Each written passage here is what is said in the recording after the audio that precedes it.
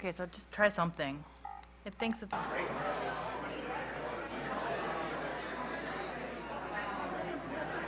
Darwin. Thanks for being here. Thank you so much.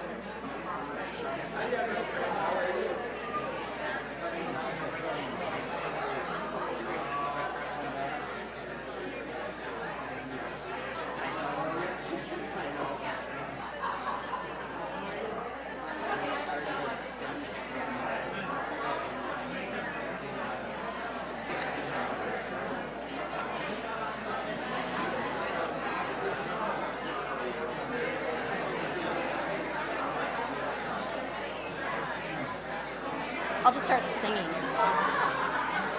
It's a choir. It's like a choir book. Oh, it's good. It's okay. From here it does.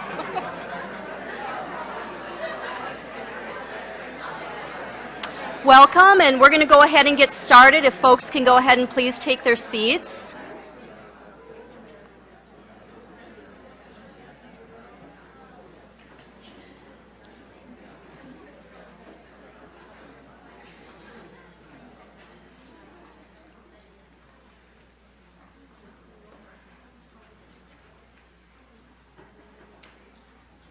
Great. Well, welcome to the University of Minnesota and to the first annual Joseph A. Mestenhauser Lecture on Internationalizing Higher Education, inaugurated today by Dr. Mestenhauser, providing our first lecture. Today's lecture is sponsored by the university's Office of International Programs and co-sponsored by the Department of Organizational Leadership, Policy, and Development in the College of Human Ecology, the College of Education and Human Development, Dr. Mestenhauser's academic home. Following today's lecture, you will have a chance to submit questions on the note cards that were being handed out to you earlier, but if you didn't get a card, Kauru and Molly and Mika can get a card to you. We'll be collecting those throughout the course of the lecture and after the lecture for the Q&A. And we're going to ask you all just to take a moment and either silence or turn off your cell phones, please. Thank you.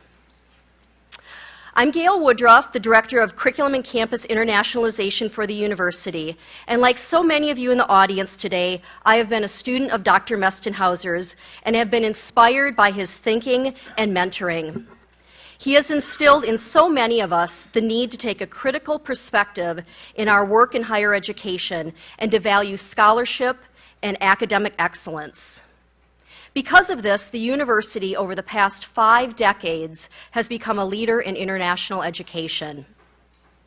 This legacy continues today into the 21st century through the leadership at the university of our first Associate Vice President and Dean for International Education, Meredith McQuaid. Dean McQuaid shares with us the inspiration that she has received from Dr. Mestenhauser and has spent her career in service to building successful international programs throughout the university. I, like so many others, am grateful to Dean McQuaid for providing this forum today as we consider how we shape and evolve our institutions of higher learning to meet the pressing needs that we have before us in this new global era. Please join me in welcoming our sponsor, the University of Minnesota's Associate Vice President and Dean, Meredith McQuaid.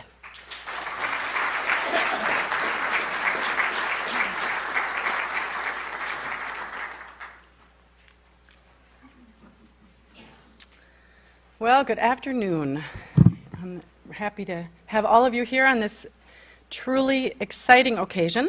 Allow me to join Gail in welcoming you to the first annual Joseph A. Mestenhauser Lecture on Internationalizing Higher Education at the University of Minnesota. It is, of course, a timely topic. What does it mean to internationalize higher education? Are we sure we need to internationalize higher education? And how are we going to know when we have succeeded in internationalizing higher education? These questions and many other related ones are being asked at institutions all over the world. And the competition for limited resources at colleges and universities means that in answering these questions, we must have more thorough, more compelling answers than we have ever had before. We must have more data. We must have more concrete examples. We must be able to demonstrate that internationalizing higher education is essential to the world of the future and to the future of the world. And I'm proud and delighted to say that because of the work of many wise and thoughtful individuals who have gone before, and many who are still pursuing this agenda, the University of Minnesota is poised not only to answer these questions, but to posit the next ones. Collaborating broadly and creatively, the Office of International Programs is partnering across units, across colleges, and across our campuses to build on the achievements of individual internationalization efforts. Each one of you present today, and many who are not, are critical to the collective success of the steps we have all taken along this path. Our partners, our supporters, our friends are the faculty and staff in Extension Services, Student Affairs, the Center for Teaching and Learning, the Institute for Global Studies, the Center for Global Health and Social Responsibility, the Human Rights Center, language departments in CLA, the College of Education and Human Development, the Minnesota English Language Program, the Office of Equity and Diversity, study abroad units on every one of our 5 campuses, International Student Services Office on every one of our 5 campuses, counselors, advisors, and faculty members who recognize the role they play in preparing the next generation of world leaders.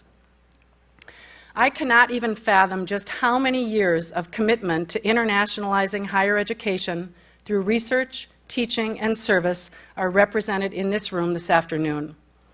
But I do know that as an institution, we are far the better for it. Despite some cause for trepidation, the future of internationalization at this university looks bright, and I truly want to thank each of you for your part in making it so. The purpose of this annual lecture series is to bring provocative, thoughtful, experienced scholars to the University of Minnesota to help us plan for the future.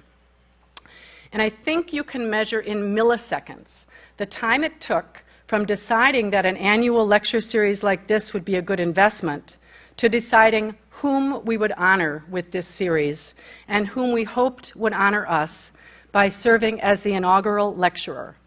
Indeed, there seemed to be no other choice. And as I just said, everyone in this room is connected by a commitment to the internationalization of higher education, and I assume that will be the case for each of these annual lectures. But today, on this inaugural event, I suspect that most of us are also connected to one another through our relationship to Dr. Joseph Mestenhauser. Those of us working in international education here at the university cannot go anywhere in the world without being asked whether we know him. And I know for many others in the audience, with career paths to, through, and or from the University of Minnesota, your own professional ideas and choices have been shaped by an encounter, an article, a lecture, a course, or simply a conversation with Joseph Mestenhauser. He is, without question, a legend in the field. Activism, drive, and self-motivation have been hallmarks of his character at virtually every stage of his life. Still, I don't think that even the wise Dr. Mestenhauser could have predicted, when he entered as a student of higher education himself, that he would be a legend in this field and in this place. Back in 1948, Joe Mestenhauser was a law student at Charles University in Prague, Czechoslovakia. As the national elections approached that year, he campaigned hard against the Communist Party candidates. He was arrested and imprisoned and subsequently escaped. While in a refugee camp, the young Mestenhauser received a scholarship to attend Eastern Washington University, where he graduated with a bachelor's degree in education in 1950. He came to the University of Minnesota in the fall of that year as a graduate student in the Department of Political Science. Needing a job, he was grateful for the one offered him in the Office of Advisor to International Students. Now, if this were a movie script, here is where we would cue the musical score portending deep and dramatic changes. Because from this perhaps serendipitous combination of need and opportunity, Dr. Mestenhauser's life was forever changed. changed by the recognition that what he had been through in the previous several years was shared by the other international students on campus at that time.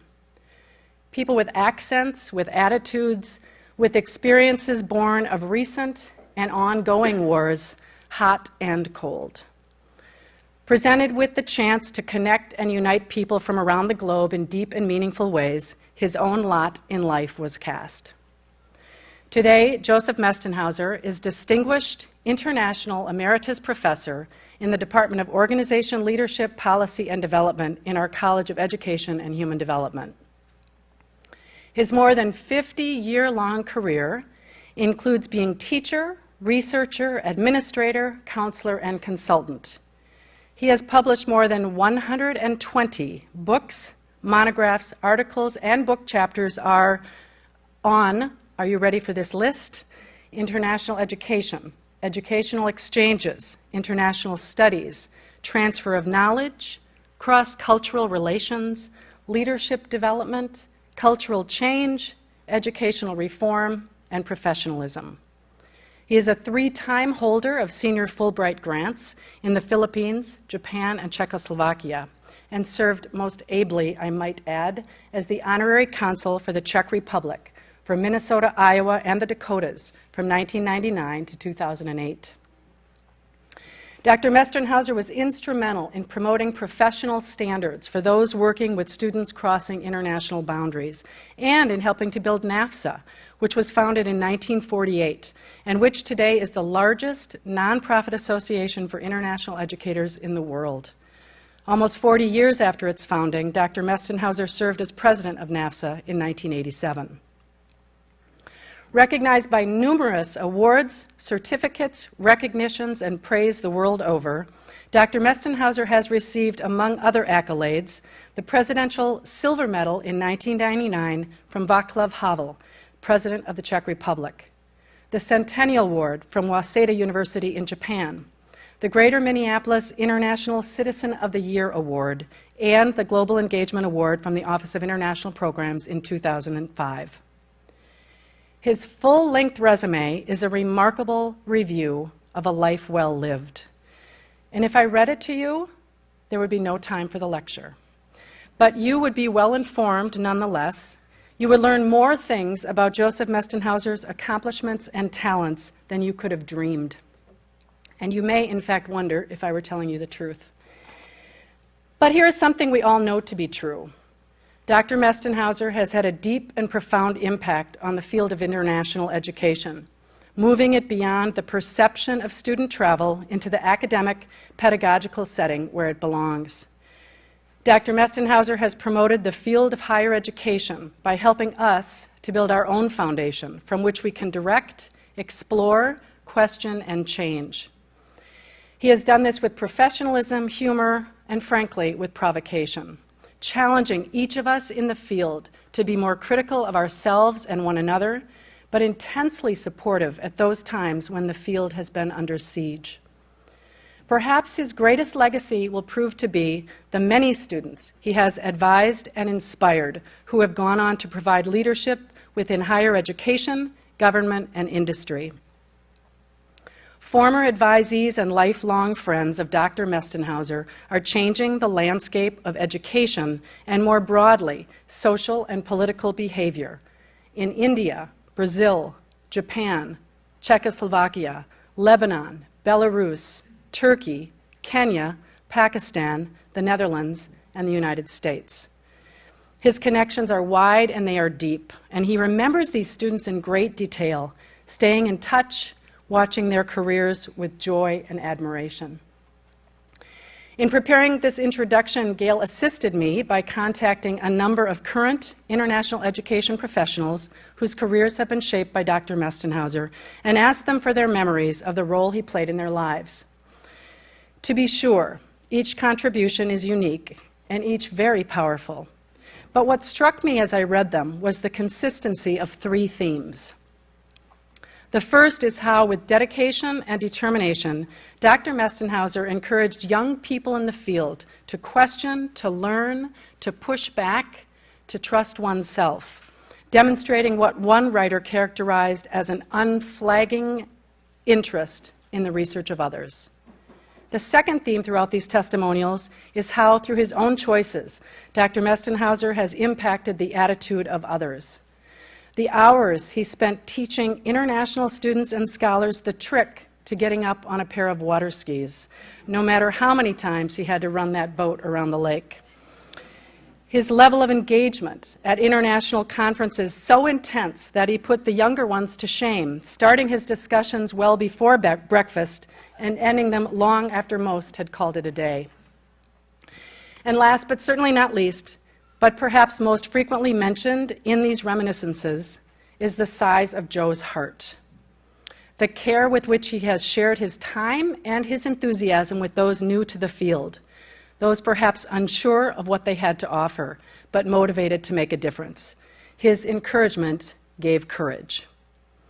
And all of this calls to mind something Cicero once said: "A teacher affects eternity. He can never tell where his influence stops." Please join me in welcoming Dr. Joseph Mestenhauser, a teacher with truly global influence.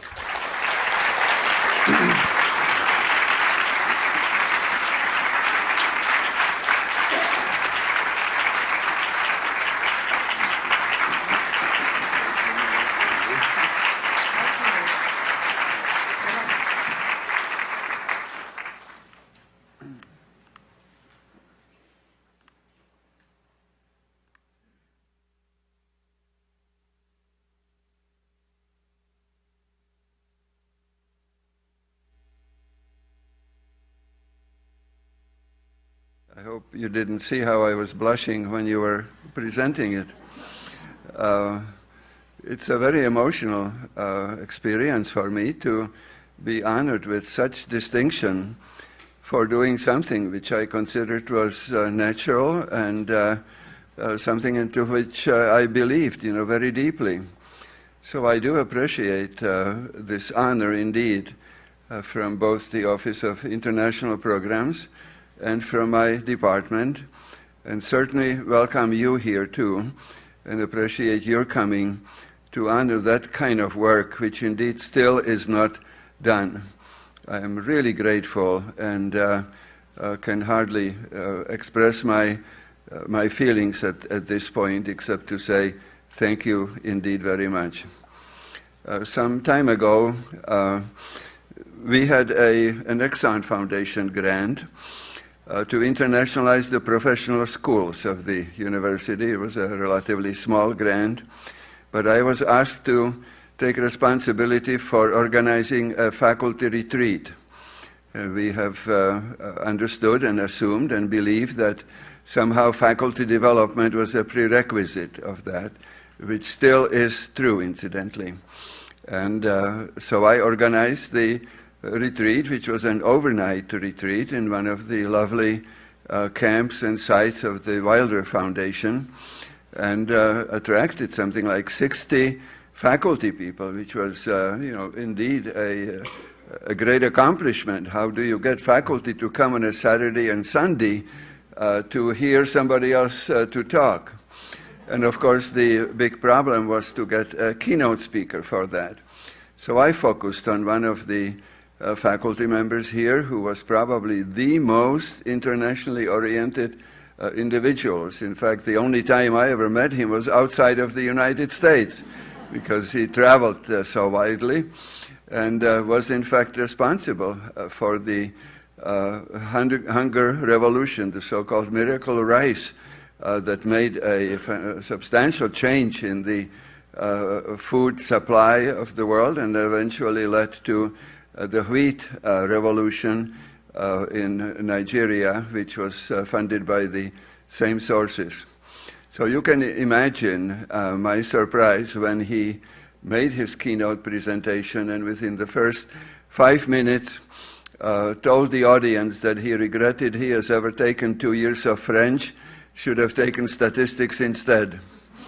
And the goal, of course, of this retreat was the opposite. We were in fact to promote foreign languages and international studies. And of course, you should have seen this the looks that I received from most of my friends who counted on some positive response from it. But of course, it became a learning story, a learning opportunity, and gave me the idea of collecting these kinds of stories because they have a number of meanings. You know, first of all, just because we are all international does not mean that we all agree on the same things, such as the understanding of the languages. Secondly, it gives me a chance to work the language issue into my presentation because the other comments that I have would not allow me sufficient time to do so. I will incidentally be expanding on the comments that I'm making today and will be writing it up and posting it on the web page of the Office of International Programs. But the language is something which is so crucial and which we neglect so much. And we cannot depend on the fact that the world is geared to the English language, because there are, in fact, many incidents that indicate the opposite. And just depending on translation is not sufficient. Just last week, I participated in a program for a group of Koreans, and within about every 15 minutes or so, the two interpreters and translators started arguing about meanings of certain terms that we had been introducing them to. In my own experience in my old country, in the Czech Republic, the same is the problem. I've been trying to convey the concept of leadership as the abstract concept for which there is no word or concept. There are many words about leader or chief or president or head of an office or something like that, a personal quality, but not the abstract concept of that. And Ms. Hoffman has written a very interesting book, Lost in Translation, which, if you have any doubt about the importance of languages, I recommend you to read indeed. My career was indeed very rewarding and very colorful, and I have been very fortunate that I had the support of the university, the permission to do many of the things that I did. And so I would like to suggest that I share that particular honor here with all of you and with all the other people that I have worked with, particularly those in the Office of International Programs and in my own department. This is not just a cliche for me, because I believe very strongly that the networking, the cooperative approach to higher education and so on are the only way to achieve any meaningful goals. And I would not have been able to stand here before you today without that kind of cooperation. So I do share that with you, and of course with my family, which had to suffer all the absences when I traveled widely. I appreciate that too, and thank you. There was another incident to follow on the idea of the stories that I have developed. I call them critical incidents. And that happened to me some time ago when in the College of Education we had a very active committee on international education headed by such distinguished faculty members as Bob Beck and John Cogan, for example. We met regularly, organized programs, and were quite successful with it. Well, one time we organized a major program which was themed on the role of international students in the internationalization of higher education. And it was the greatest disappointment of my life, because the number of people who came from the committee and the panelists was larger than the audience, and the audience was only international students. So this indeed told you a story that there is a social psychology somehow, certain mindsets, because the American students assumed that because it was entitled Role of International Students, that it was for international students. I have many stories similar to that, despite the fact, that we, of course, expected that the relationships and the influences between American and foreign students was a mutual one. But that concept was obviously lost. So we were sitting in this room with strong coffee, trying to calm each other up a little bit, and of course dejected very much too. And Bob Beck, all of a sudden, after a little silence, got up and raised his finger, which was his trademark, and pointed at me, and he says, "I know what's the trouble with you. You don't have any theory behind it," he said. And I had never forgotten that, because he was quite right, because we assumed we were doing such a good work, that it would automatically be understood by other people, and that certainly did not prove to be accurate. Just about at that time, the Minneapolis paper had a cartoon in it, which I saved but loaned to somebody else and lost it. But it showed Peanuts, my favorite cartoon, who was very dejected after a baseball game that they lost 100-0. And you see these three pictures of it, and the final frame finally had the caption which says, "I don't understand why we lost. We were so sincere." And that rang the bell, because we were also very sincere. And I think that the message, of course, was that sincerity is important but not sufficient, and that we need much more than that. And my commitment to gaining more knowledge, both substantive and procedural, was something that was very essential and very important. Let me just tell you some of the things that we had to deal with in my career, particularly at the beginning of my career 55 years ago and so on. Most people don't really know what we did. Niels Hassemo used to introduce me to audiences as this guy who is really doing a fantastic job finding housing for foreign students. And so I think people have a certain picture of mind what an international student advisor was doing. And I just want to call your attention to the fact that these functions were very complex, that they represented foreign policies, that they were part of international relations, and that they were, in fact, very significant out here. Let me just start with some of the ones that I underlined out here, because I will not have time for all of them. The very first thing that I had to do, as a refugee from communism myself, we had to return to China the Chinese scholars. This is a story that few people remember, but it was a very sad story. The US government simply, in reaction to the Bolshevik Revolution in China, discontinued the visas of these people. And this created, of course, tremendous tragedies for many of them. And we had been finally the one who were on the receiving end of dealing with some of these tragedies. And parenthetically, some years later, after the Cultural Revolution, when the university delegation went to China, and incidentally, we were one of 3 universities that returned to China first, and are still there, incidentally.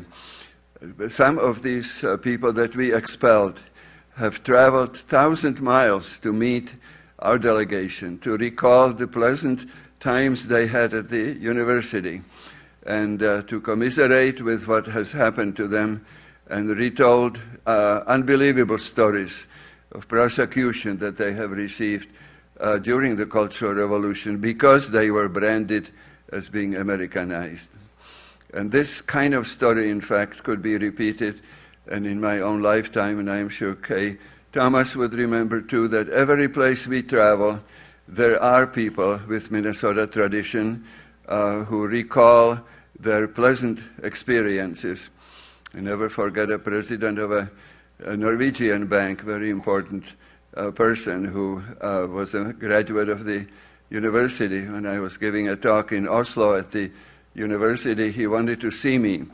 And there was hardly any time, but he did manage to get to me during a reception to call me out. And he came with a huge suitcase. When he opened it up, he had all the mementos from Minnesota with him, that he was showing me with great pride and tremendous sentiments.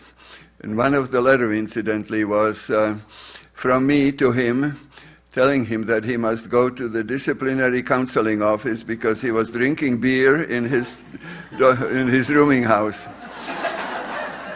So that is one of the changes that have happened, incidentally.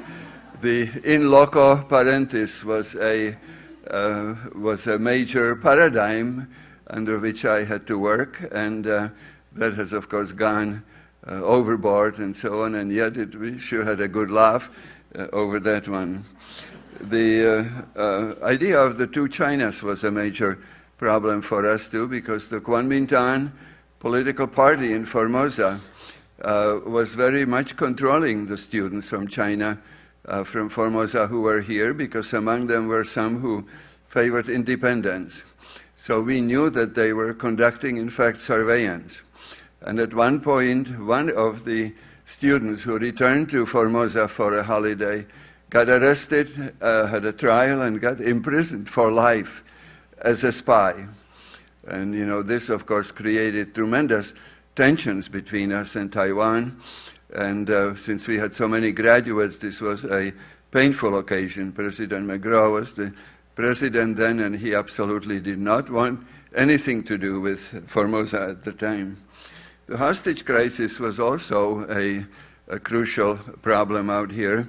Again, few people knew what was happening, but the Iranian students, who incidentally opposed the Shah generally for the entire period of time, were very much just disappeared, you know, because they didn't want to be seen anyplace.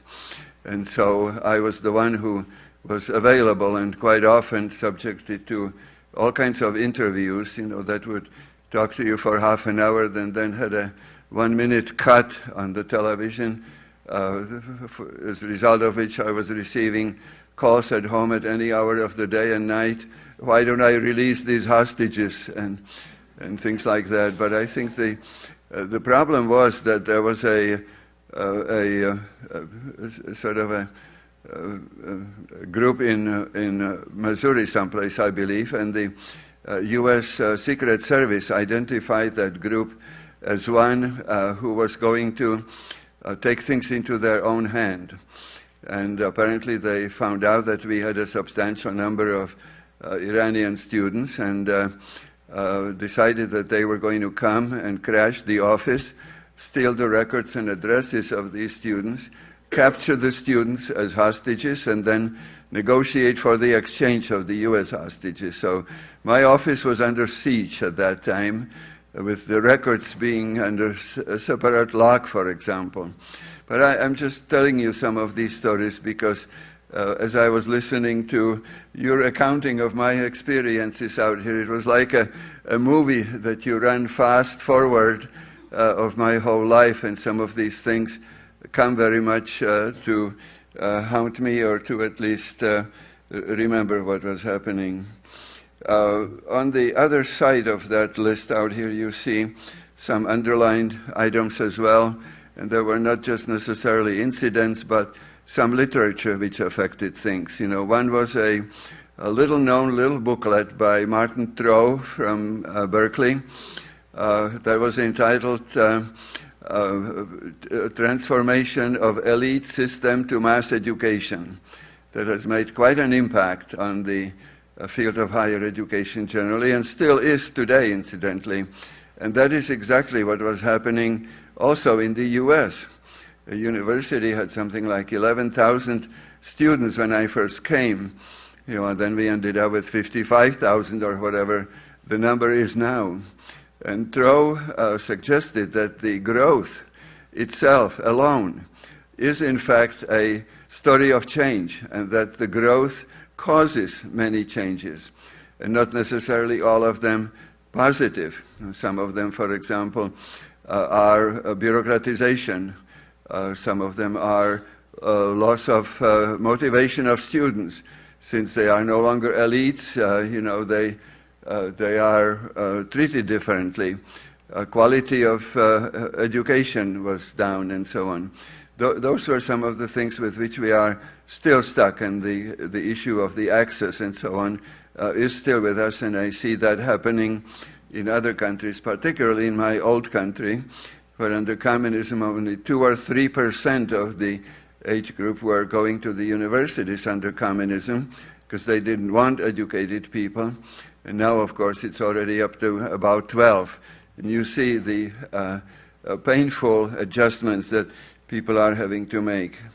The International Education Act was something that was also a part of my experience.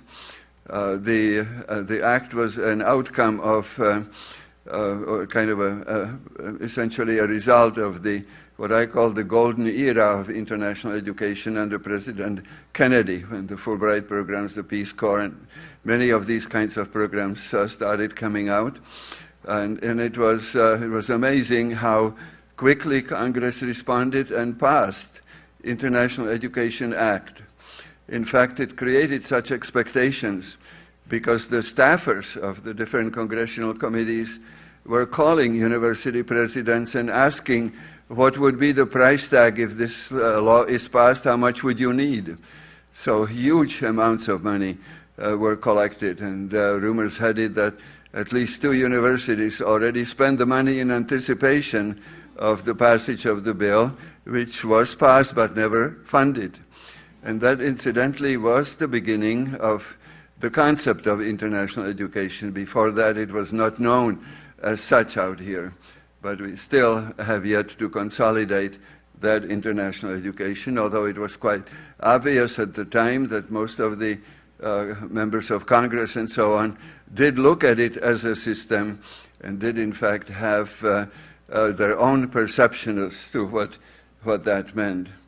And during the Reagan administration, we had also a similar kind of a crisis with the fact that the president was trying to cut budgets as whenever he could, and he had very little understanding of what the Fulbright programs were, and it was relatively small, so he thought this would be a good way to cut some money. Now, of course, the whole international community rose as one and lobbied very hard. And the outcome, incidentally, that cut would not have affected the countries with which we had treaties, because the treaties are the law of the land, even though President Reagan apparently was not aware of that himself. But it would have, in fact, affected all the countries, mostly in Africa, and the developing countries, where the Fulbright program was run by executive agreements. And of course, that's what we had opposed very much. And the bill, in fact, the budget cut did not occur. In fact, it was increased. It was only a Pyrrhic victory, however, because of the fact that the government took the money out of Title VI, which was another international program, in order to move it to the Fulbright program. So it certainly was not that helpful. Now let me move to the next slide, if I can get it to move.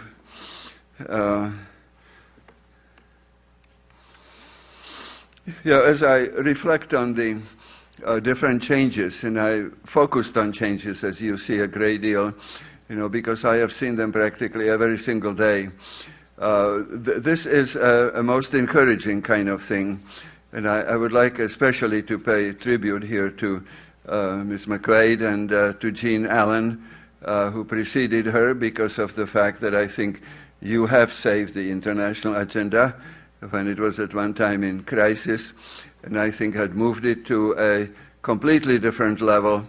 And this little list out here indicates what some of the impact of that change has been out here. We have not only moved the position of the international director to the top level of the administration where policy is being made.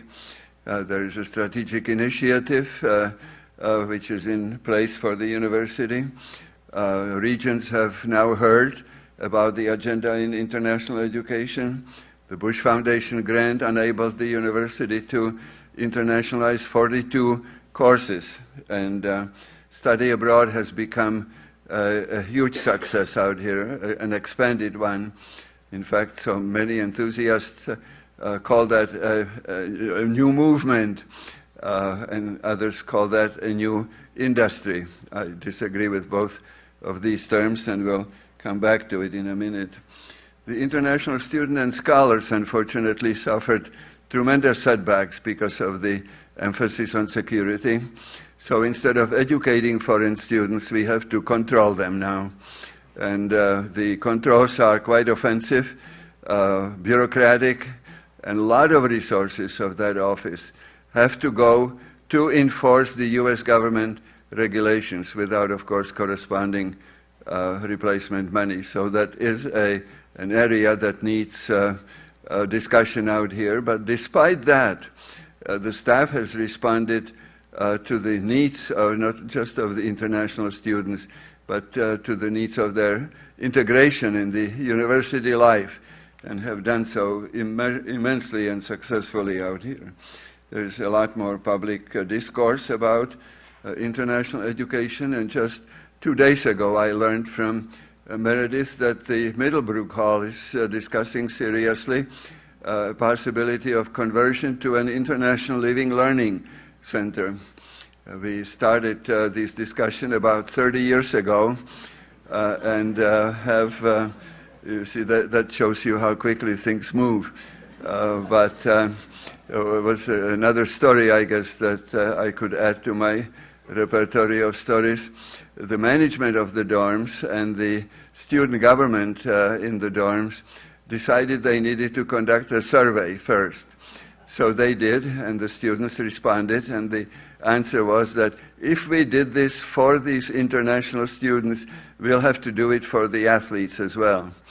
And so you see there was a total non sequitur between what we were proposing out here, but it shows the mindsets that people have. And this is one of the reasons why I have focused my attention recently mostly on these cognitive aspects, as you will see a little later out here.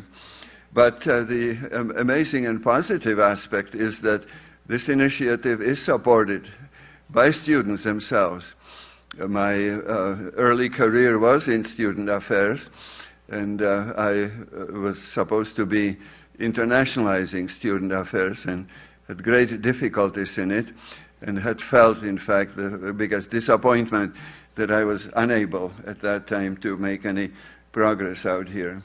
But if it takes 30 years to move forward and change an international situation, I think there is no time to wait for radical changes in higher education that we have to undertake, and I think we need a totally different kind of system out here. There will be some funds for research. Carla is a Center for Advanced Learning of Language Acquisition, one of the nationally and internationally well-known center here. I'm trying to convince them to start teaching Czech, but so far haven't quite succeeded on that too. There is only minimal public interest in international education, but there is also an explosion of literature about it. In fact, one could get lost to it, and I think not only literature about the field, but also explosion of knowledge in the academic disciplines that dominate the field out here. We have had about 20 national commissions from the time of about 1951. There was the Cold War, you recall. Some of that was dominated by the Cold War. And each one of the commissions, incidentally, suggested the same thing, that international has to be mainstream throughout the entire structure and functions of the universities, that they have to produce leadership to make it happen, and so on. Each time the same conclusion.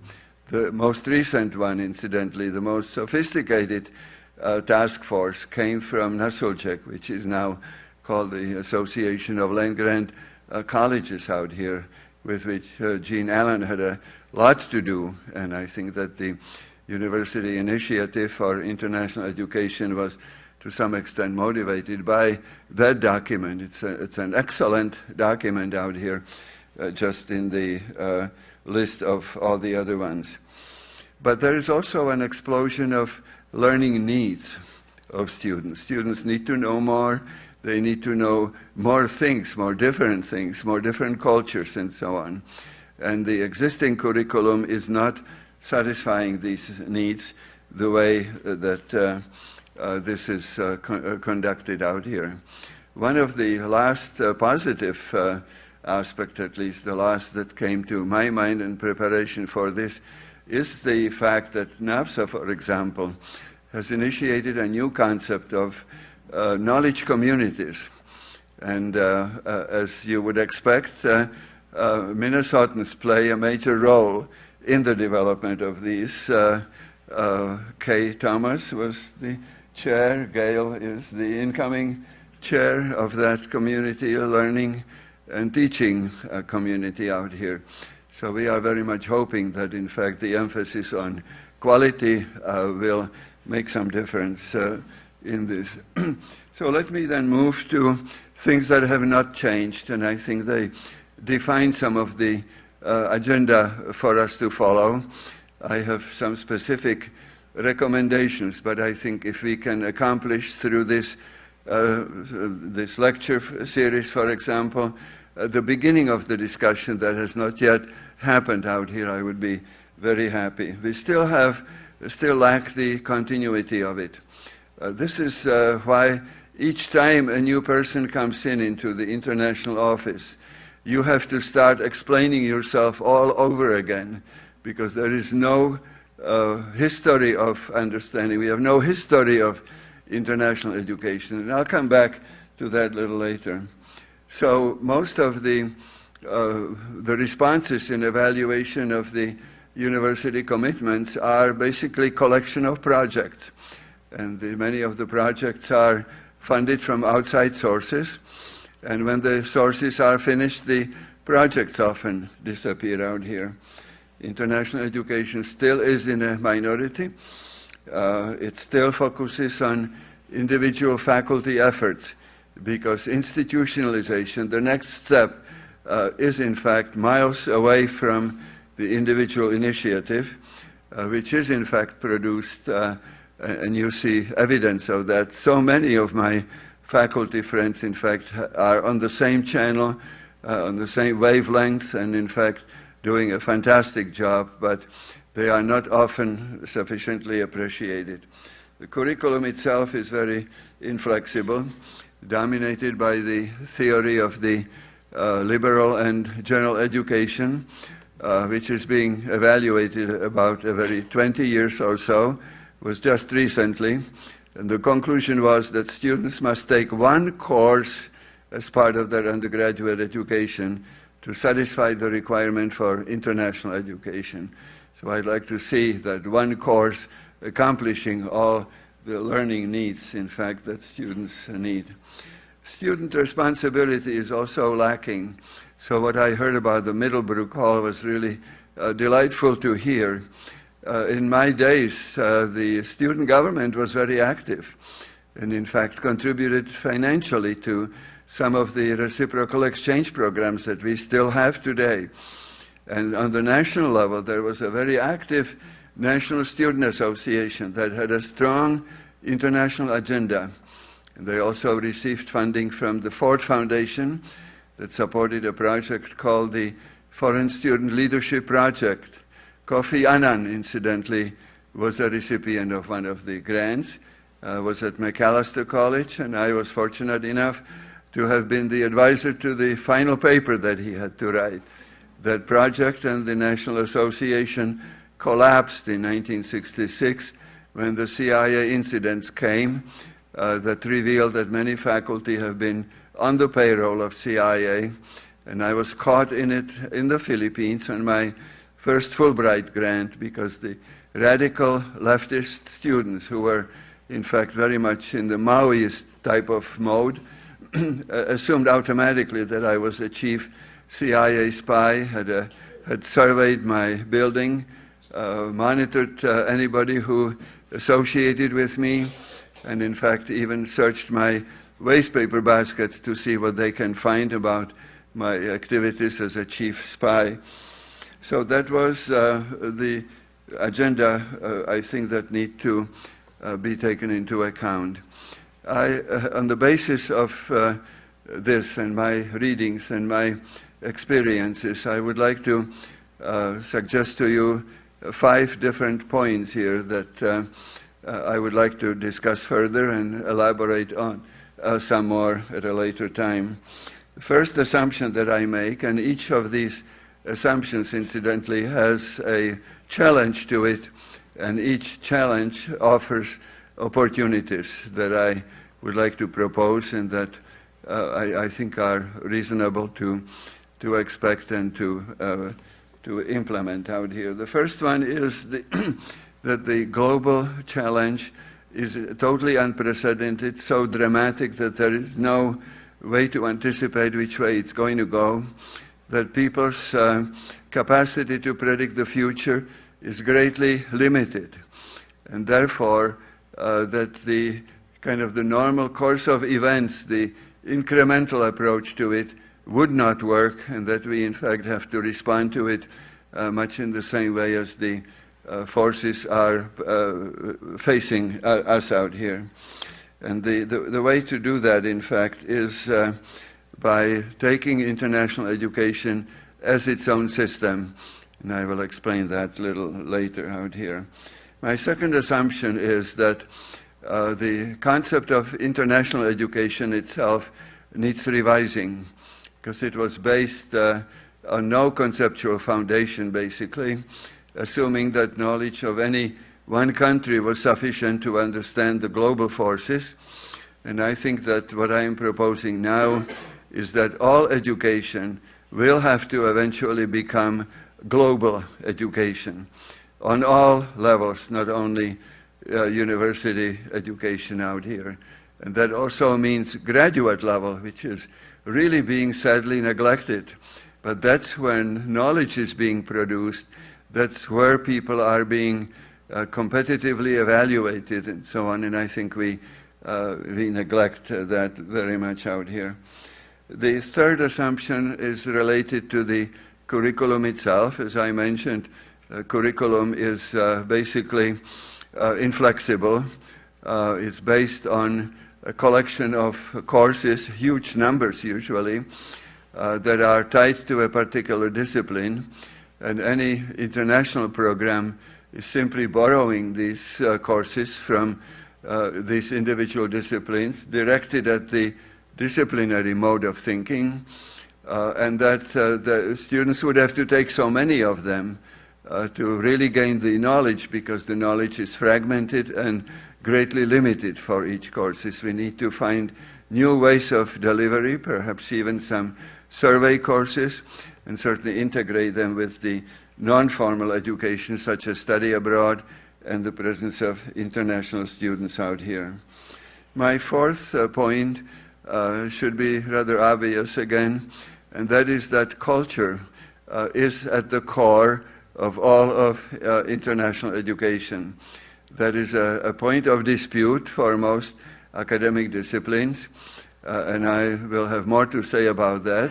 But the more you work with international students, the more you know that in fact their culture influences a lot of things, including receptivity to new ideas and so on. And with the concept of culture, the normal assumption is that you need to know about others. And what is neglected is to evaluate how your own culture influences what you know about others. And vice versa, what other people's cultures influence in their understanding of us. That influences all kinds of things, including CIA findings, including media, for example, including the ability of doing international consulting and so forth. So culture is at the core of that and must not be neglected out here. And finally, I think we have, I estimate globally about 100,000 people who are active in some form of international education. The nature of these functions have not been well defined. They are often placed under some administrative functions of the universities out here, and in fact perform truly global functions. So I am trying very much to apply some of the concepts that I have learned from sociology of the profession, from philosophy of social sciences and others, to try to put some conceptual foundation on this particular field of international education. And that is simply because of what Brenda Ellingbaugh says is a field which is leadership driven, and just appealing to the presidents is not sufficient. So let me pursue these 5 assumptions very briefly out here. I will focus on 2 of them, the curriculum and the leadership part of that mostly out here. The first one is the assumption of the system. The systems theory has been greatly disreputed some time ago because it assumed that you only have to know the big picture. And on the opposite side, of course, was the particularistic kind of thinking, which did not take into account the larger pictures, you know, the being outside of the box out here. There are some new concepts about the system thinking out here, and I'd like to define it for you a little bit too. The reason why that is the case is that because we have to look at where the international education is. Historically and throughout the literature, the references have been made to these 7 or 8 areas out here. The first 4 are academic. The second 4 are non-academic. The second 4 have been actually in the focus of most international programs, and you see actually very little emphasis in the academic curricular side. So this is the foundation, and if you are concerned with the theories out here, theories do come from many of these, and I put a little chart for you. There's 15 disciplines, don't count them because I didn't have room for one. There was on literature. These are the disciplines that in fact have some parts that define international education. And you really have to be interdisciplinary to be able to understand that. And the interdisciplinarity is implicit in the system thinking out here. I recall one of the proponents of the system thinking was Dr. Boulding from the University of Colorado. And I think Jerry Fry and I have been involved in the International Studies Association, in which he functioned to try to internationalize them. Boulding was often quoted with a rather famous or infamous quote in which he was mocking the emphasis of behavioral sciences that were concerned only with the cause and effect relationship, while the systems thinking is mostly concerned with meanings and explanations and so forth. And he was fond of saying that the reason things are the way they are is because they got that way. And that is a very famous quote, in fact, for me as well today, because it does call attention to our examining what has been done before and how that informs, you know, what we are doing now or what we should be doing in the future out here. I found this definition of systems thinking because it's basically an intellectual skill. It's not a field, it's not a department. It's in your mind of what you see. Do you see the larger picture out here? And the 2 most important constituent concepts of the system thinking are differentiation and integration. You know, we spend a lot of time in liberal arts education talking about both of these, especially integration and universities. That's a sexy topic right now, integration, so we hurry up and have capstone seminars and call that integrative learning. How can you do that when you don't know what the system is? and what the different parts are of that and how they relate to each other and to the whole, because you cannot really do the integrating, otherwise it becomes an exercise in logic of one individual discipline out here. My second assumption has to do with the fact or the assumption that all education will have to be global. A new book just came out which is called Global Mindset, and it was incidentally edited and produced by a Minnesota graduate from the Carlson School, Javidan, who is now at the Thunderbird School in Phoenix. And that book is defining the global mindset as something that is needed. And it's exactly what it says, mindset, that it's in your mind. And it doesn't necessarily address knowledge, but it certainly is a mindset. And I will come back to this when I discuss the leadership out here.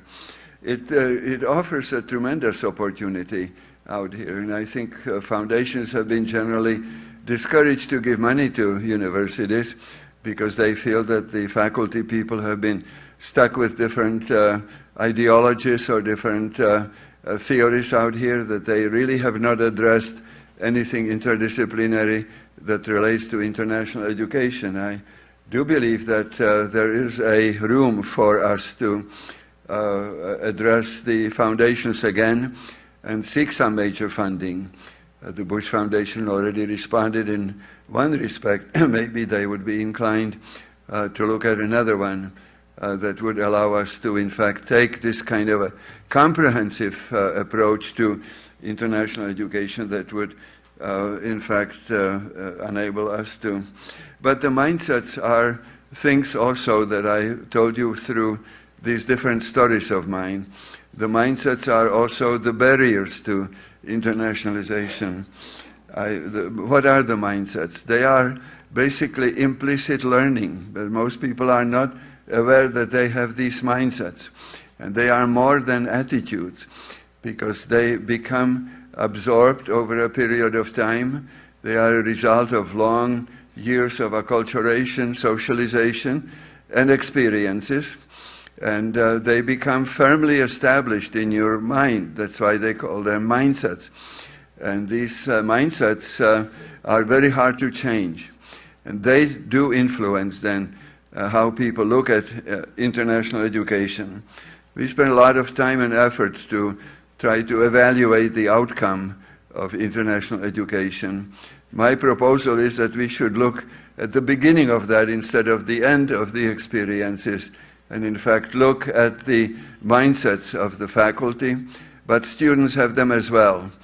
And I think they will predict more than anything else how international education will respond to the learning needs of these individuals out here. Joan Gore, incidentally, had started that work, by publishing a book which is called The Other Knowledge. And in it she is tracing the mindsets of students in relationship to study abroad. And I am doing that, and I will show you some of the mindsets here. This is a list of mindsets that I'm just beginning to collect now and putting together out here too. And I will again reproduce them in the paper later on, and I won't elaborate on each one of them separately out here, but you recognize them. Presidents of the universities have them, vice presidents, deans, and as I said, faculty, and certainly as the students. For example, I teach for technical competence. That's the most important thing. That's one of the mindsets of many faculty people. Classroom is where the real learning happens. That's another mindset of the faculty, because it neglects the non-formal education outside of them. If I do this for international, I'd have to do it for everybody else. The same social psychological problem that you face from arguments from presidents of colleges when demands are being made to pay for international education. We already have all the benefits of international education. It's the students' responsibility to take advantage of them. Those are the negative mindsets, but there is more of them. And you would find if you can easily make a very great study of these mindsets out here. Teaching subject matter includes intellectual skills. And in fact, virtually every faculty person would list in the syllabus that the outcome of his course is to acquire critical thinking skills. How come then that the AACU, American Association of Colleges and Universities, had published recently a distinguished paper suggesting that only 6% of students are capable of being critical thinkers? 6%. And to be sure that we understand what we are saying, they proceed to say that 70% are not. I don't know what criteria they use. I've been trying to reach them out here, but it's, even if the criteria are stretched, I think that's not stretching it too far, that in fact there is a gap between what we say we do and what the students are doing. But here is the mindset that is expressed by, in terms of the global mindset out here. And it's defined here in that book that I mentioned to you. It's a meta-capability typified by two corresponding facets. One is the inclusive cognitive structure, so it's in your mind, it's cognitive, it's not emotions or attitudes, that directs attention and interpretation of information. And the other one is, in fact, the interpretation of information, as well as developed competence for altering and revising this cognitive structure with new experiences. Much of the mindsets is influenced by culture, to which I will move next, but also by ethnocentrism. And most of us don't understand that we are ethnocentric, but it's natural. It's not a swear word. It's a common human condition, because that's how we have been socialized, that we see our own culture as the yardstick by which you understand others. So now I come back to the curriculum out here, on which I want to spend some more time out here. The challenge of that is how to reform the modular curriculum out here, which has been in existence for more than 100 years. So it's deeply embedded in the way of thinking of people, in the whole culture of higher education. But it's obvious that that modular format is not working for a new appearance of a new field of international educational knowledge out here. The opportunity, again, that comes from it is that it gives us some opportunity to experiment with some new ideas, many of which we have already done, and many of them have already proved to be quite adequate. Let me suggest something here too that I picked up from the quote of President Wilson when he was president of Princeton. And I think that spells some of the difficulties that all of us who even touch the idea of the curriculum gets our hands slapped out here. And he obviously did at Princeton as well. But I think that is a task still ahead of us. And I think we will find that many, many faculty people are dissatisfied with the existing structure. There is, in fact, a turmoil going on in most academic disciplines, including the hardcore social sciences. And hopefully we can piggyback on some of that unrest to come up with some new ideas. And I think we have many of these new ideas out here. Let me define the curriculum that I picked up from a British source. The British study higher education as a system more than we do. There are very few scholars who study higher education as a system. In this country, we have thousands of studies about different aspects of education, including higher education. But this once in 10 years a handbook of educational sciences just came out recently, and this quote is taken from that book out here. Curriculum is the external manifestation of the underlying conceptual system about, first, nature and structure of the subject matter. You know, that's obvious, what we do. Students' conception, sometimes preconception or misconception of that subject matter. So that's an element which we don't control as university faculty or administrators out here. And finally, the mechanism of cognitive change. And there are two of them listed in this book. One of them is learning, that's usually associated with the academic field. The other one is cognitive development, which is a totally different concept that does not address knowledge in a particular discipline. But there is a book by the name of Robert Keegan from Harvard, which is entitled In Over Our Heads, in which he's suggesting that the dramatic conditions I just described, in fact, are putting so much pressure on individuals' cognitive resources that, in fact, people have regressed in the development of cognitive complexity, mostly focusing on complexity and on the ability of seeing things through other people's perspectives out here, that most of the curriculum is in fact directed to the third level of what they call cognitive consciousness, when in fact minimally the fourth level is needed, and that in fact many of the graduates of our institutions have a hard time reaching, in fact, even that third level. And that creates a problem for the curriculum, which is based on a degree of complexity. You know, the Bloom's taxonomy of educational objectives is based on increasing level of complexity. And that simply does not stand the test of the times today. The assumption is that the first 2 years are general and liberal education, and then you go into studying the field of study by focusing on the smallest level of analysis. In other words, you reduce the general goals to a more specific. I often tease my colleagues and friends in the university that they study more and more about less and less, because that is in fact how we are building these so-called silos in which knowledge is stuck. And I think that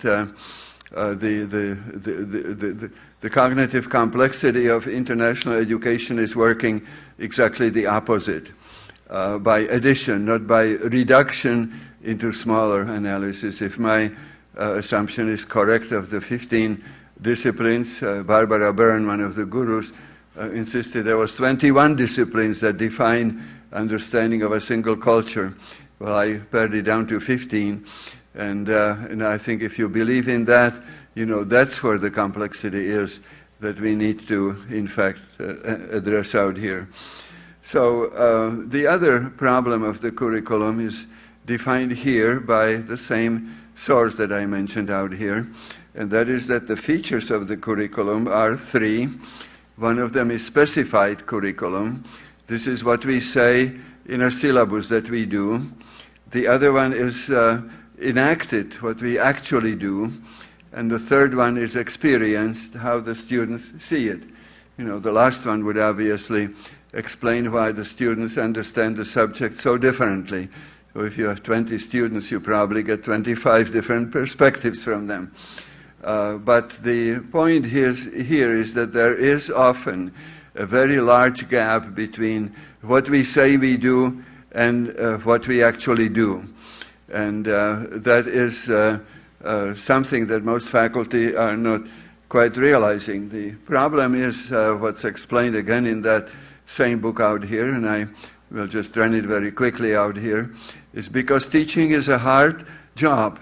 It focuses on the immediacy of things. You walk into a classroom and each one is different, you know, for the dynamics of that are different and so on. So the faculty people, in fact, tend to simplify the approach and focus on the subject matter, on just finishing that particular lecture, and do not, in fact, spend much time about learning theories, you know, how learning readiness of the students, and things like that. They probably don't even know their students very well, and certainly ignore off-campus or experiential learning. Experiential learning has been kind of in the news about study abroad, and I've spent some time studying that too. It's a cliche that most of us, it's a shortcut. You know, we say, okay, send them on an internship, and that's automatically assuming that that internship is going to produce some educational benefits, such as integration and so on. Those are complex concepts here, and that kind of experience, even study abroad, for example, if it's an experience, does not satisfy the learning needs unless it's a specific kind of experience that has the features in it that allows you to understand things out here. I am reminded of a study that a colleague of ours did at one of the Iowa colleges out here in Grinnell. She studied critical thinking of her students and had something like 700 seniors in the group that she approached, and she asked them if they occasionally conduct discussions with other people about controversial issues. She was shocked, in fact, to discover that about half of them do, because they want to persuade the other people of their point of view, and the other half don't, because they are afraid of creating conflict. But the responses did not indicate what the students knew about these particular controversial issues. So she followed up the study and asked, you know, what are these controversial issues and what do you know about them? And she got another shock, and that was that most students didn't know anything about the subjects that was controversial from readings or academic preparation, but in fact only from their personal experiences. And so I think that that is one of the problems with experiential learning out here. Okay, let me move to the fourth assumption out here, and that is the assumption about culture. I will not spend too much time on this too, because I have done so in all my writings, and will be glad to refer you to some of my publications about that too. I do believe strongly that culture is in fact at the core, but it is also the one that's very difficult to explain.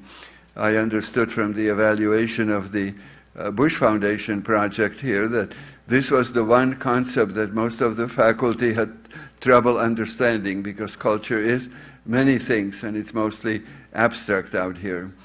We had a professor here by the name of Ross, who was a cognitive psychologist.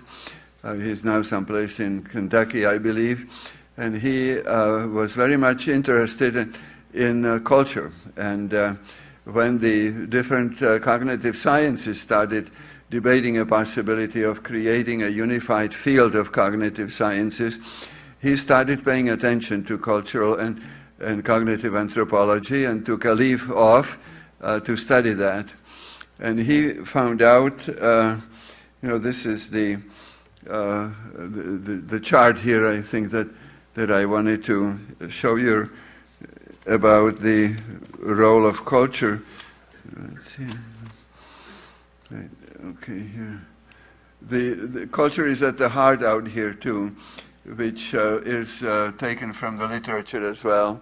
And I think more and more literature that's coming out is focusing on this, that we have in fact neglected to understand the culture of different countries. That then you come to psychological elements like perceptions and schemata and so on. Then you come out here to the next level that is doesn't show here. That's probably the behavior out here. Then values and beliefs, and finally the specific technologies of the culture out here too. He suggested that the difference between the psychology and the cognitive anthropology are quite many, and that this is what makes the integration of these very, very difficult out here. Let's see, I don't know if I have any more slides on that. No. One, for example, is that psychology is looking for general principles.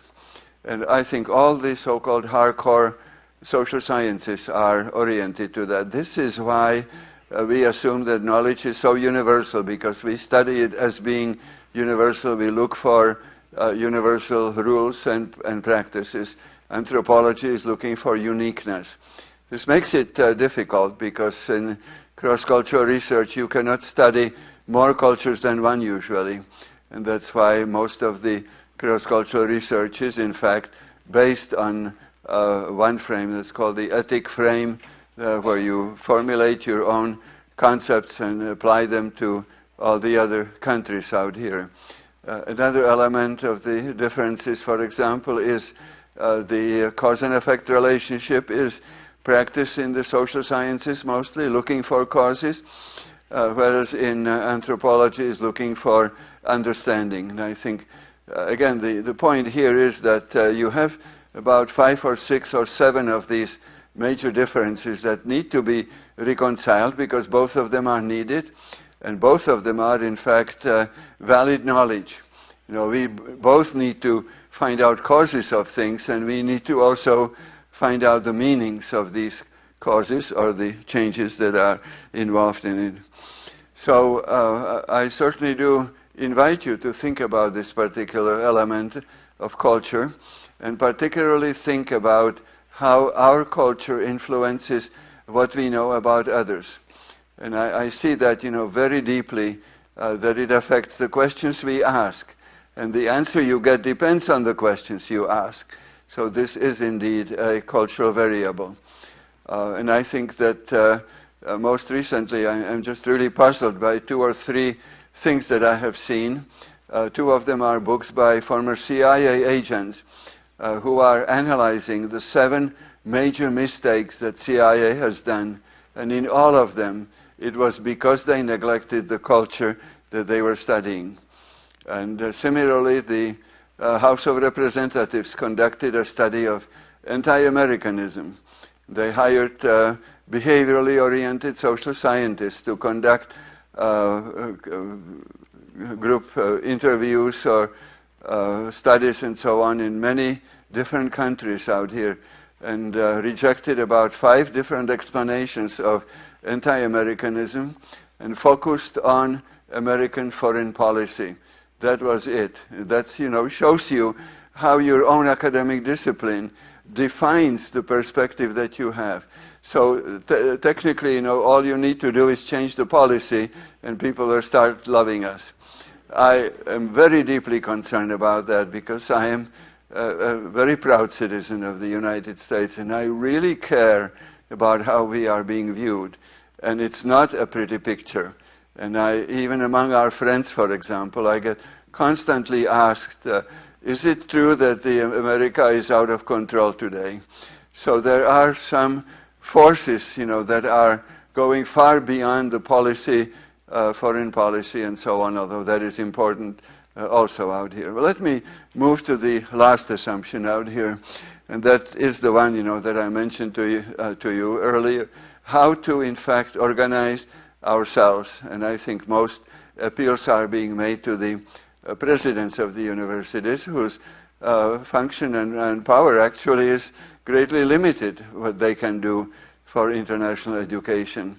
The difficulty is that the university is not a business, and that's a model that most people are trying to impose on us. And I think we are quite different out here, but we do have different levels of complexity within the institution, and depends on where we place the international offices on that level of the complexity out here.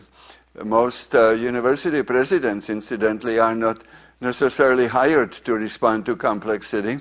When ACE conducted a study of this, of university presidents, they found, they asked the presidents about how they view whether they have many different frames of reference with which they administer the college. And they all, of course, said yes, they operate on a very high level of complexity, but when they examined them, they found out that 1/3 of them, in fact, only operated on one frame instead of several of them.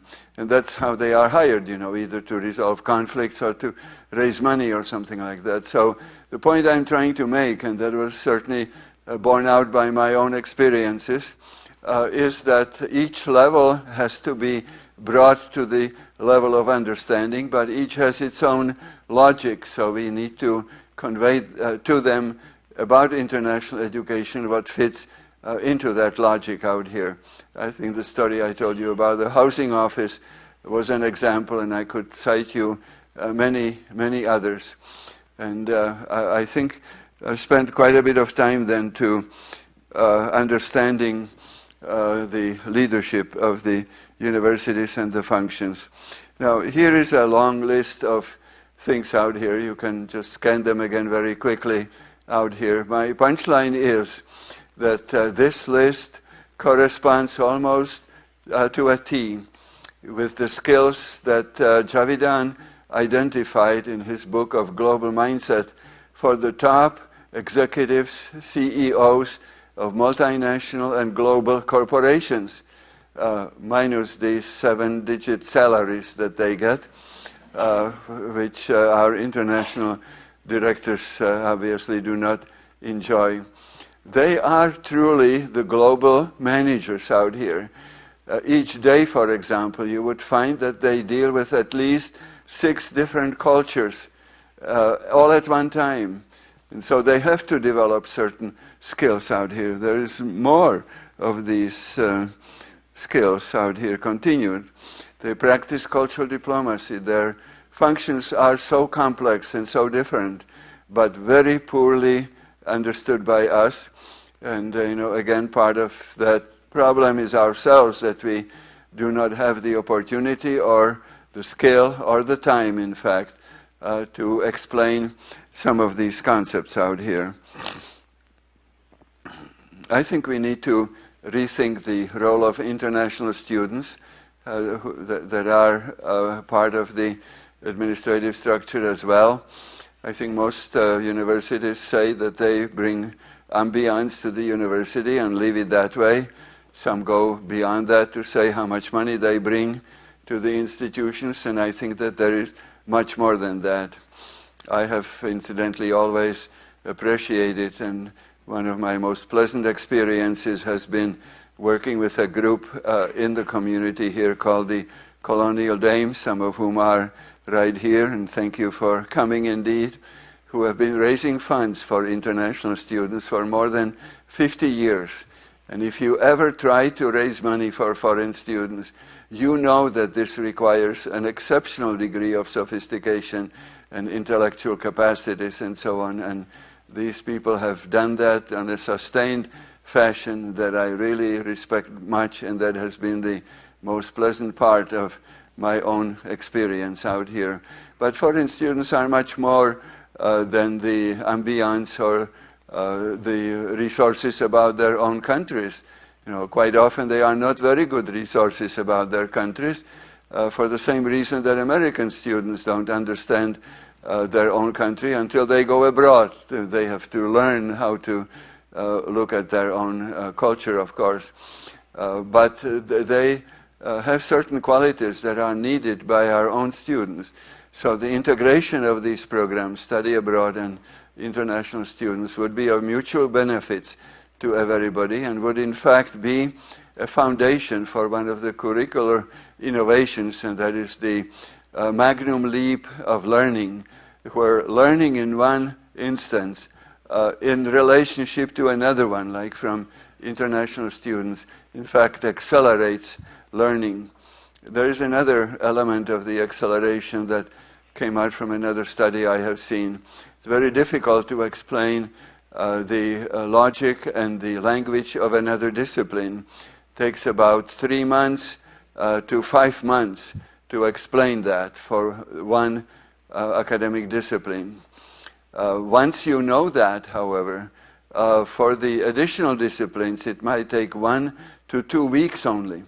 So you see how the learning could, in fact, be planned and scheduled and so on to accelerate this kind of learning out here. So foreign students are, in fact, a resource of a kind, you know, that I think we have really neglected, although I must say that at this university we have done more innovative work in this than almost any other university in trying to use that for an educational program that achieves these benefits that I have mentioned, and I am very pleased that I had a role and function in that. So last thought before the curtain falls, there is no limit to learning, and as you see on the upper corner there, the explosion is less than it was at the beginning. This is an explosive field full of controversy and, in fact, demands on people out here. But in the end, the rich really do get richer. And I think we must make sure that the silent scream of international education does not remain silent, so nobody can hear us. Thank you again very much for your attention.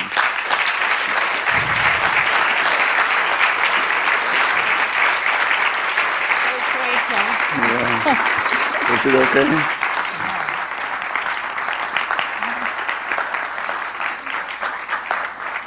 Well, my name is Kay Thomas, and I direct International Student and Scholar Services, and I followed Joe as Director of International Student and Scholar Services, and you can imagine those shoes that I had to step into, and I'm still kind of wallowing in. Joe, you're not finished yet. We want to thank you very much for the challenging, loaded speech, of course, as we would expect. And as you can see, I think when you came in, you got a card. If you've got questions, we've got about 15 minutes for questions. So, Joe, do you want to come over here with me? And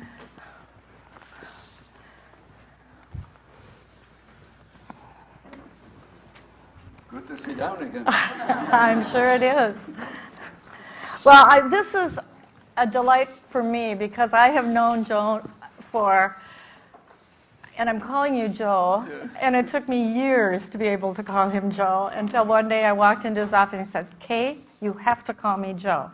So now I call him Joe. I have known Joe for years and have been a colleague for 40 years. He was my boss for at least 20. And a wonderful mentor, and I think most importantly, a friend. And I really, really appreciate this opportunity. And of course, you did not disappoint us, and the ideas that you threw out and your challenges to us as international educators. So as people are writing their questions and they're being collected, I guess one of the benefits for me is that I get to ask the first question. And once again, your lecture was very full of challenges, ideas, thoughts, and I guess all of us in this room, I think, are either international educators already, or we're aspiring to be, or we're very, very concerned citizens. And you threw out so many challenges and so many ideas in your lecture that I'm just wondering. I'm reminded of the phrase,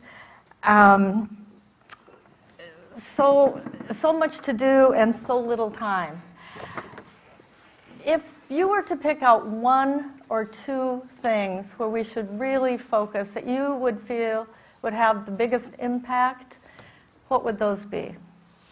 Well, I think that the difficulty is something that I really kind of implied in my presentation, because the demands are so many that it's difficult to satisfy them right away. And I think we need a long-term plan. I'm very much jealous of the Europeans, that they just finished the 10-year Bologna plan. There was mostly on structural changes. The next 10 years for them will be on educational changes and quality. And I think not all of that needs to be satisfied immediately. I think that the most immediate reward would come from faculty training, because we are expecting faculty to teach, and faculty expects students to know things we don't know ourselves. So there is a need for infusion of new knowledge out here. And that new knowledge comes not from their own discipline, but in fact from all these other interdisciplines. And, I think all of us started basically in the same place. We didn't know very much. I told you how sincere we were before we realized we need to buckle up and know something. So little by little, and it grows, and I think the learning accelerates. And what I used in the last slide there too, the rich get richer. The more you know, the more you know. And I think that that's really the answer to it. If you can visualize that kind of a potential here, that certainly is possible. And I think there are some new concepts, incidentally, learning concepts that do, they call it magnum learning or leapfrog learning or something of that sort, which certainly would help us understand the possibilities that grow. Because then what happens is cognitively, you see, you have a lot of information that's cluttering up your brain. And I think what we need to do is to develop some conceptual training that helps you to place all these different unconnected parts of the knowledge into new categories that frees more space in the brain for new information. And it's, like an explosive cognitive revolution in your own brain, and the brain could be, in fact, reprogrammed. So that's the answer to your question. Thank you very much, Bill. Here's another question. As systems of higher education and culture often differ greatly, are there any universals or commonalities from which we may establish foundations of understanding amongst people?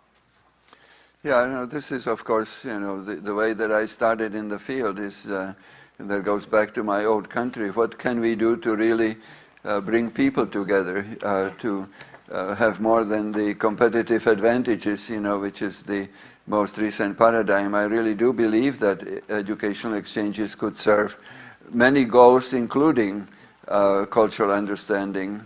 And I think that the mindsets that I mentioned, would be part of that. You could identify these different mindsets out here and experience. One of the advantages of working in this field, and I think you can certainly back me up on this one too, there is no dull moment anytime when you deal with international students.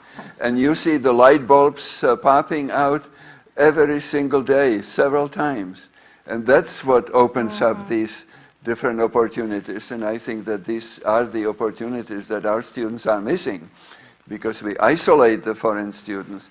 Of course, they isolate themselves as well, but I think that we contribute to that isolation. And I think if we can do that, like in this Middlebrook Hall plan, I think that this will certainly improve the situation. And I think all the experiences that we have seen from studies at the international houses, for example, and so on, do definitely indicate, that there is a commitment to a much better international understanding that pursues the students way beyond the graduation. Okay, thank you. Another one. Yeah. In what ways can the university strengthen or establish partnerships with elementary, secondary education to grow those international thinkers for the future? Yeah, that's a tough one, because if you understand the cognitive development of younger children, maybe until they come to the high school, you cannot come with a theory of cross-cultural relations to them or something. So you need to develop something else, and I don't know really enough about this field out here, but I think the Minnesota International Center, which is an organization I helped create myself, is doing an excellent job, and this is where international students have been most active. they bring their own children to the classrooms, for example. And, you know, they focus initially, obviously, at the elementary school level on the superficial kinds of things, but it is a possibility. You know, that's where you start. You have to start that young, and I think any effort that's being made, you know, in this area here would be much appreciated and certainly should be expanded. Okay. Another one. Yeah. How do we persuade people outside our field? It seems we take the benefits of international education for granted, which other people may not. Yeah, this Howard Gardner, you know, the one who wrote the different intelligences book and so on, had just come up with another one which is called Changing Minds. While I mentioned these mindsets are sometimes difficult to change, but I think he is also making the point that people do change their minds. I can tell you from my own experience how many times I had a cognitive shift about things that occurred to me that I held deeply and that I changed. You know, one of them was during the time that we had the East-West exchanges. I actually offered my resignation because I didn't think I can deal with the Soviets based on what they have done to my old country. And Forrest Moore, you know, our mutual boss at one time, talked me out of it, and I actually became a very good friend with one of them. He was a lot more open, so I assumed that he was not a member of the party. And it was really quite a cognitive shift for me to have recognized that he in fact was the member of the party, and the other one, who was the arrogant, aggressive type that we assumed was the member of the party, was in fact a candidate member of the party. So he was still trying to establish himself, his credibility in the party. But the thing was interesting is because each month the KGB from the Soviet embassy came to control them. And you can almost always tell when this happened. And I understood that because that happened with other governments. Iraqi government did that to their students out here, and so did Formosa too. But I think people do change, and I think that the answer that Gardner is suggesting is by enlarging the frames of reference, because if it's true that most people function on just one frame, because that's how our brains are actually constituted, you know. You know, then enlarging the frames do question those kinds of assumptions and are a basis for changing your mind. And of course, you cannot assume that people change their mind the same way that they do in television programs out here. It often takes a little while. That's why evaluations of study abroad immediately after the students come back is meaningless, you know, because the impact generally takes quite a bit longer. I think it could be done, and I think this systems thinking is the way to do it, because that itself is an accelerator of learning. Okay, thank you. Another one. Okay. Do you have a country or university that you believe is quite advanced with regard to how international education is addressed? Please share any outstanding examples. Well, there is one university called the University of Minnesota. I'm not kidding. I guess you know, I have seen this state out here when it was just waking up from its period of the worst isolationism that existed before World War II, and the enormous changes that have happened here. You know, some of them have been credited to the media. And the Coase family indeed contributed to that. And I think that one of the things being a land-grant university was very useful, because that's a concept that is very valid and that forces us to think of public good, you know, all the time. Not like private universities that, you know, presumably train the elites and so on. We really address the entire state out here. And that is true. I think that I heard that the University of California, I don't know which branch, is now thinking about making the international office into an academic department.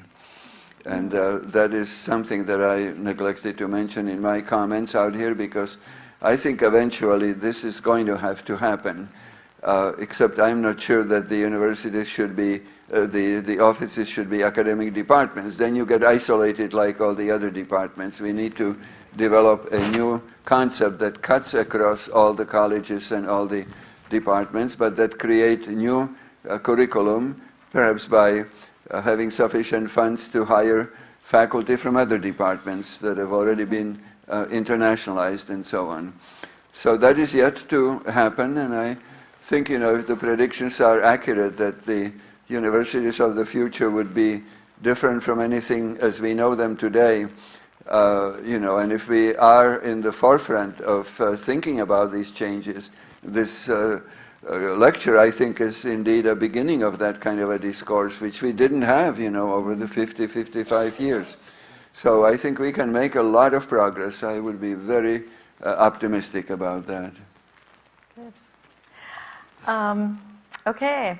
Since Minnesota is made up of large diaspora communities such as Somali, Liberia, etc., how might the university play a role, a bridge of linking home communities and our diaspora communities, so we all can develop an internationalization in higher education? Yeah, this is one of the problems that I have been also addressing. In fact, I offered a course one time which was called Building Conceptual Bridges Between Multicultural and Intercultural Education. And the course didn't attract enough attention, so it had to be canceled, which was unfortunate, because I think the multicultural education and the intercultural or international education are really competing paradigms. And I think we do need to build these bridges between them. They do exist, but there is also vast numbers of differences out here. How do you identify the Somalis? Are they foreign or are they domestic? We take a kind of a structural legalistic perspective on it. And that is, a difficulty. The Europeans have come up with a concept called internationalization at home, and that is the answer to that. I don't think we have enough time to go into that, but I think it certainly should be studied, and I think NAFSA has already shown some initiative on that, hasn't it, Bob? To familiarize ourselves with the scheme. I was involved with the Europeans in the formulation of that. And that essentially assumes that you have resources within your own country that are international, and that these should be involved and certainly utilized in the process of that internationalization at all, because the universities are no longer standing aloof from their communities. They have to respond to them. Okay. Well, I guess we're coming to the end of our time, Okay. but I've got permission to ask you one sort of personal question. Okay. Not everyone has a lecture series named after them to reflect their scholarly activity and their passion.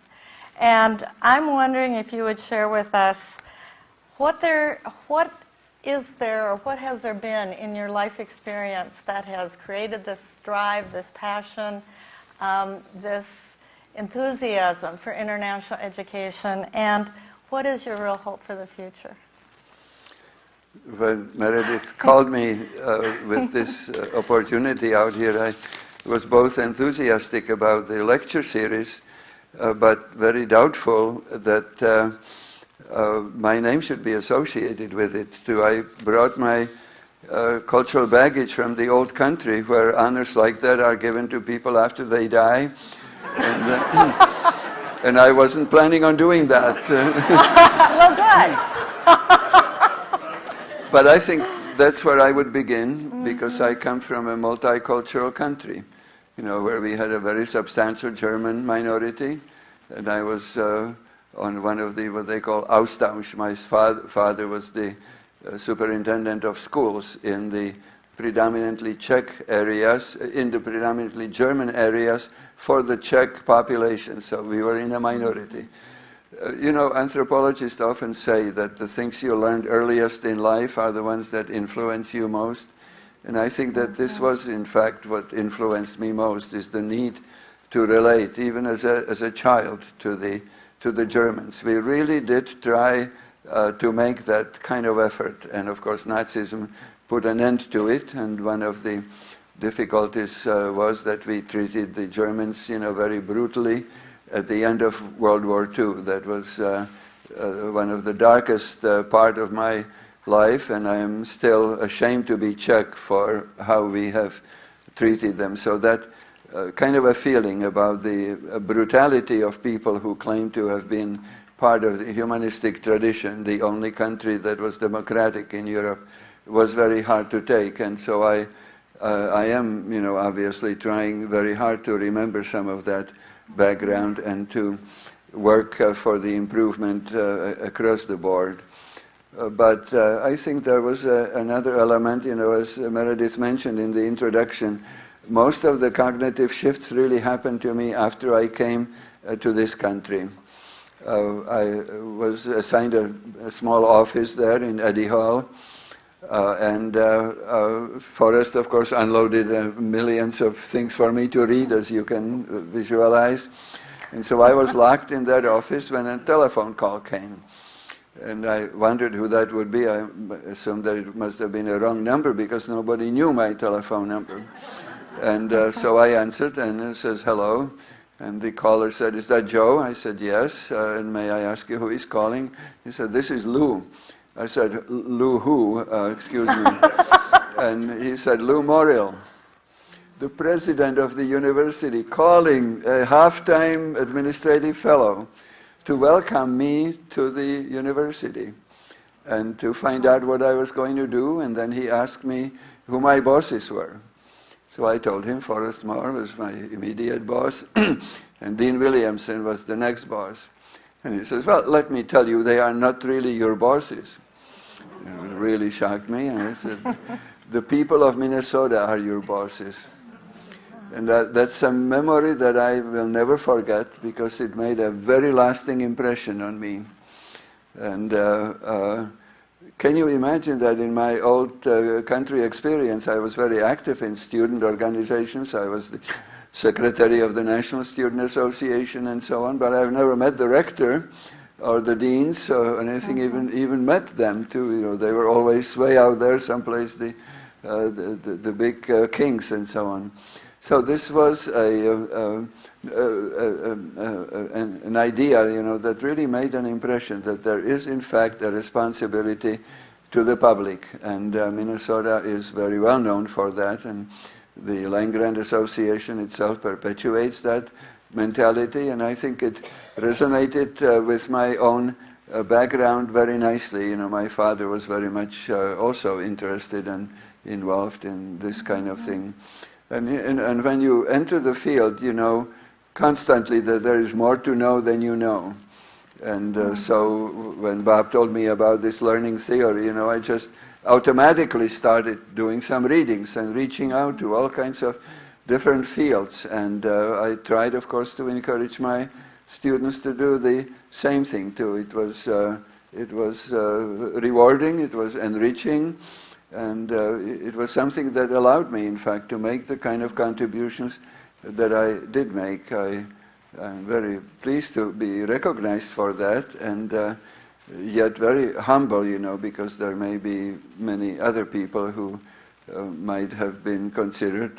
But it's very nice to have someone else evaluate your career with approval, and your presence, of course, is that kind of a stamp of approval for me, which I will never forget, and I do appreciate that very much. Well, thank you, Joe. It's great.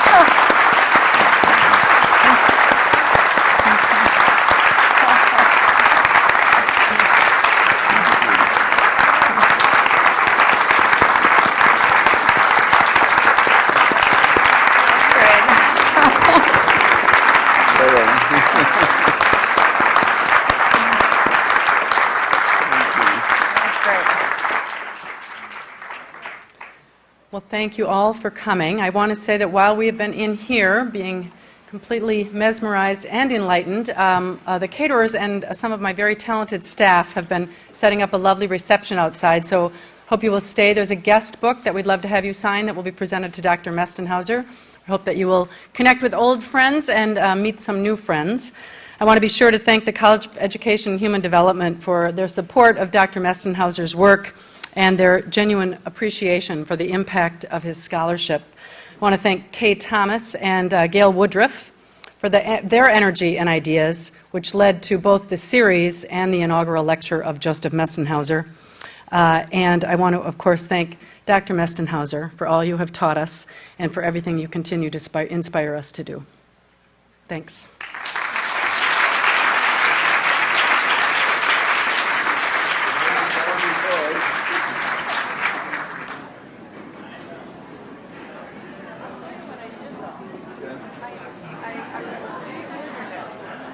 For myself, I took your slides, and so it made, yeah, it was great, Joe. Well, that's I good, have you to know. be- I have